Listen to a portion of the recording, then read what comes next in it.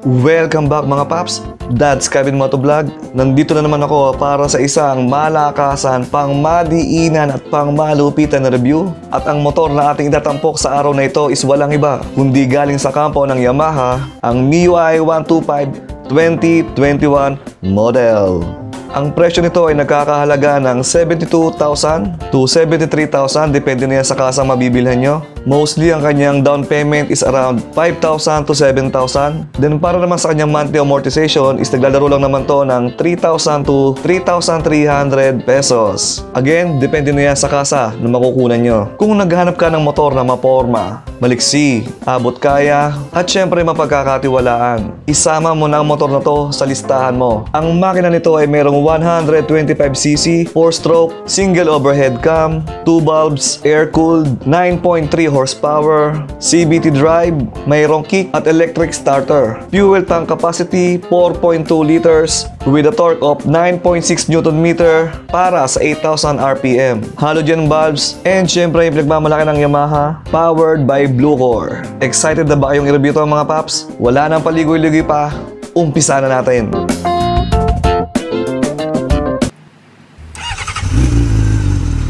Now, who wants to take a ride?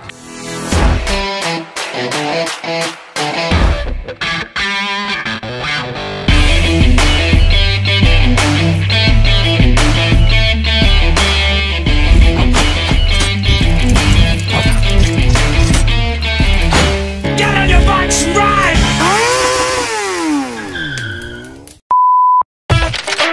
Dito muna tayo sa kanyang instrument panel mga paps. Meron na tong eco mode indicator, meron na rin siyang high beam indicator, speedometer, odometer, signal light indicator, check engine indicator, and syempre lastly yung kanyang fuel gauge. Masasabi ko sa design ng kanyang instrument panel is napaka-visible, very simpleng basahin, kahit sino hindi malilito sa kanyang instrument panel. Yung kanyang mga handle grip, masarap hawakan, masarap himasin, and syempre meron na rin siyang bonus na bar end. Magkabilaan niya mga paps. Then punta naman tayo sa kanyang batok. Kung mapapansin niyo mga paps, meron siyang texture. Ang tawag dito is yung honeycomb textured. Pero sa bandang ibabaw naman mga paps is tinatawag tong etching. Para hindi madaling maagnas o mag-fade yung ating mga inside pairings na tinatawag o yung mga matte pairings. And syempre dagdag forma na rin para sa kanyang looks.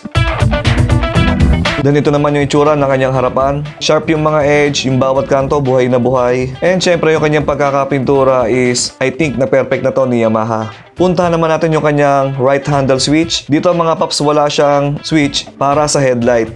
Ang makikita mo lang dito is yung kanyang electric starter button. Then syempre yung kanyang brake lever.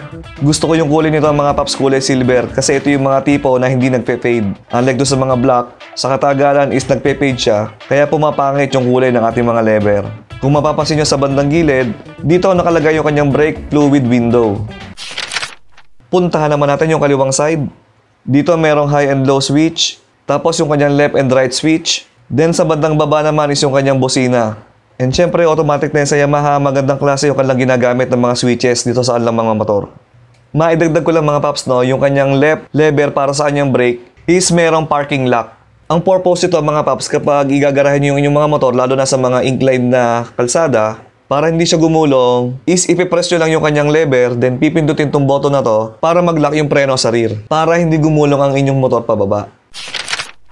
Inside pairing ulit mga paps. Kung napapansin nyo, tuloy-tuloy yung kanyang honeycomb texture dito sa kanyang pairing sa knee side o yung tinatawag natin na back cowling. Pero sa bandang gilid naman mga paps, nandito ulit yung etching texture na tinatawag ko. Ito yung parang pag hinawakan mo is parang papel de liha. Lalo na itong mga inside pairings kasi po yung mga gantong klase ng plastic is madaling mag-fade, mabakbak o ma-peel off. Kaya nila nilalagyan ng mga etching yung ganyang klase ng plastic. Ito naman ang itsura ng kanyang susian. Traditional key ignition. Dito na rin binubuksan yung kanyang upuan, pati na rin yung paglalak ng manibela. Sa kanyang gilid naman is merong maliit na bulsa, pero yung kanyang left pocket is mas malaki compare doon sa right side. Puntahan naman natin yung kanyang footboard. Makapal yung mga emboss ng plastic. Tamang-tama to para hindi dumulas yung inyong mga sapatos or tsinelas kapag umuulan. Pero syempre, mas maganda, lagyan nyo na to ng matting para maprotect na rin yung plastic. And syempre, mas maganda yung kapit ng sapatos. Again, sa kanyang side, nandito na naman yung etching na design. Pero pagdating sa likod, is naka-carbon textured na siya mga paps. Take note, hindi to tunay na carbon fiber ha. Design lang po ng pairings.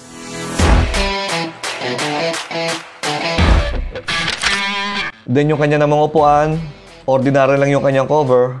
Kung mapapansin nyo, hindi pa siya naka-camelback. Nasa sa inyo na yan mga paps kung gusto niya patabasan o padagdagan. Pwede naman yan sa upuan na to. And isa sa napansin ko sa upuan na to mga paps is medyo may katigasan no? Para sa akin. Kasi wala akong puwet.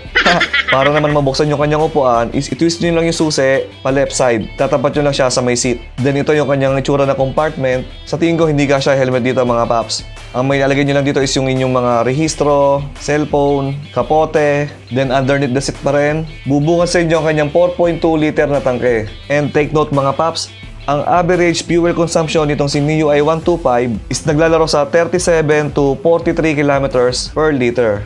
Ito ang itsura ng kanyang upuan sa ilalim mga paps. Meron siyang lagayan ng tools o ipitan, pangtanggal ng spark plug at isang positive screw. Isang napansin ko lang dito mga paps is yung upuan ay maalog. Hindi siya agay ng mga sinuunang nilalabas ng motor is ginagamitan ng bakal na brace. Dito kasi ang ginawa ni Yamaha para medyo makatipid is binilt-in nila yung kanilang upuan sa pinaka-U-box ng motor. Kaya kung kakalasin nyo yung upuan nito, kailangan nyo rin kalasin yung pinaka-U-box. Siyempre, dami na dyan yung kanyang mga pairings. Sa harapan, mapapansin nyo ang mga paps, emblem ni Yamaha na may blue core. Sa ilalim ng muka, yung logo ng Yamaha. Tapos meron siyang carbon fiber look. At sa bandang baba naman ito mga paps, yung logo ng Mio.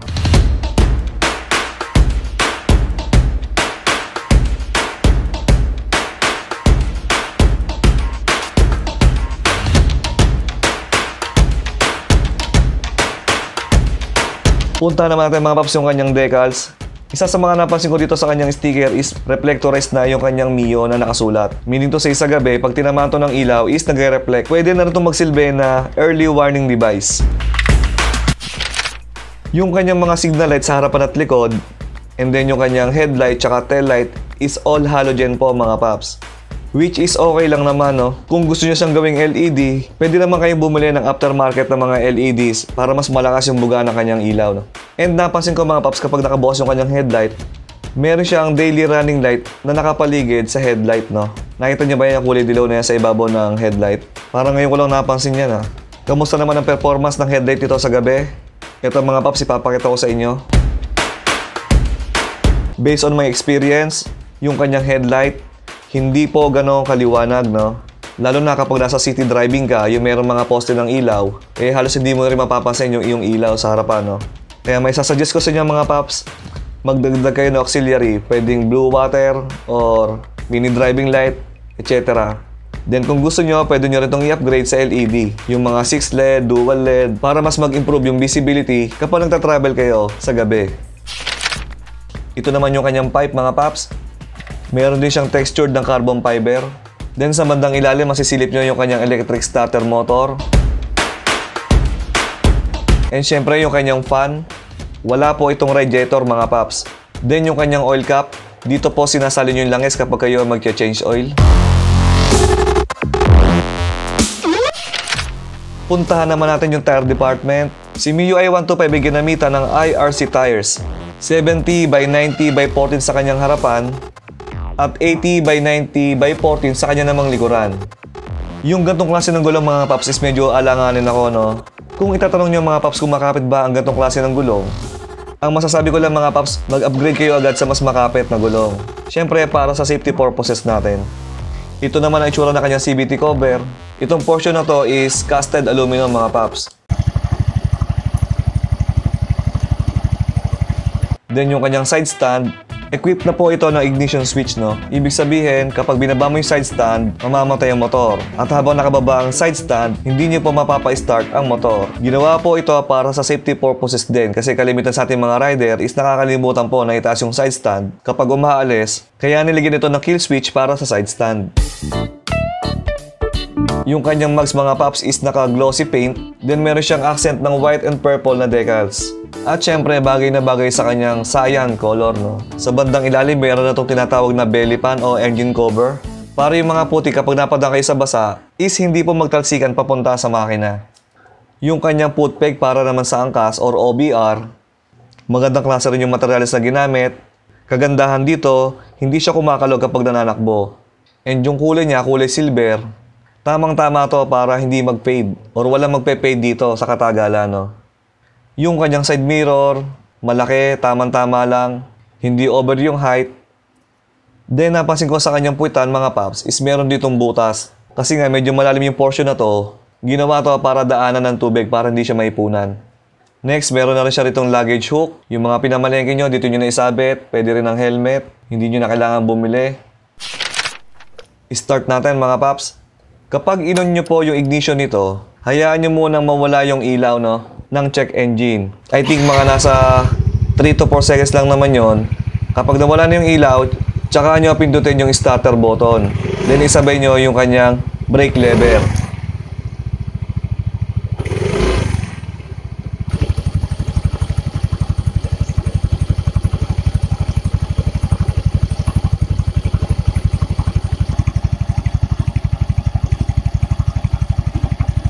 Kagaya na sabi ko kanina, kapag binaba mo yung side stand, is mag-o-off po yung engine. Kagaya nito. Kung gusto mo naman ma-imagine ang seat height nito, para sa inyo ka naman mga paps, I'm 5'9" in height. Kung kayo po ay 5'9", ganito magiging itsura nyo sa MIUI 125. Flat-footed, lapat na lapat po ang aking mga paa. I think kahit ikaw ay 5'6", lapat ka pa rin dito, no? Pero kung ikaw ay mga nasa 5'3" pababa, yan medyo nakatingad ka na or yung isang paa lang yung iyong pwedeng ilapat kapag nasa traffic. Pero yung motor naman po is napaagaan, kaya kaya mo naman dalhin to, no? Yung kanyang arangkada okay na okay naman, stock naman siya, no? Kaya hindi ko siya paghahanapan ng sobrang lakas na hatak. Then isa sa mga napansin ko rito is yung kanyang clutch lining is medyo matagal po bumitaw sa bell, no? Pero syempre, reasonable naman yun kasi very brand new yung motor. Yung kanyang mga kasukasuan, yung kanyang mga springs is hindi pa naman ganun na kaka-adapt sa kanyang pagtakbo. Testing ng ABS.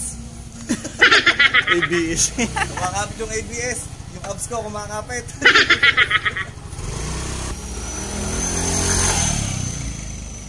Sa kanyang performance mga paps is okay na okay naman, no? Meron lang ako napansin dito sa kanyang rear shock. I think nasa medyo steep side o matigas. Given na bago yung motor.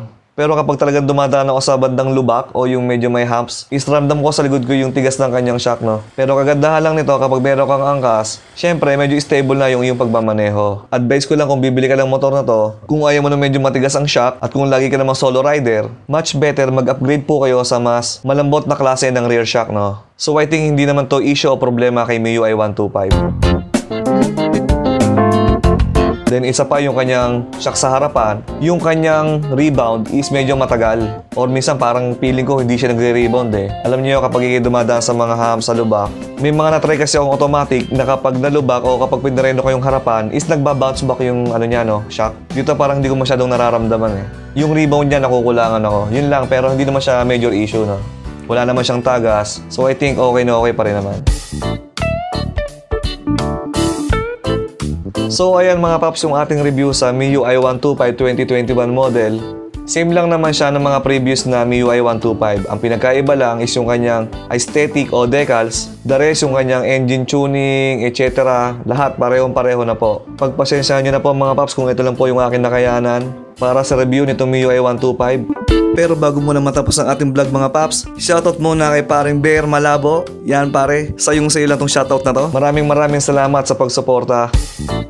Kung nagustuhan mo ang ating video for today, click mo na yung subscribe button, hit mo na yung notification bell para ma-update ka sa mga bago nating videos, tutorials, tips, and etc. dito sa ating channel na Dad's Cabin.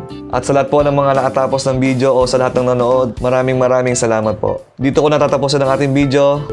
Dad's Cabin, I'm out.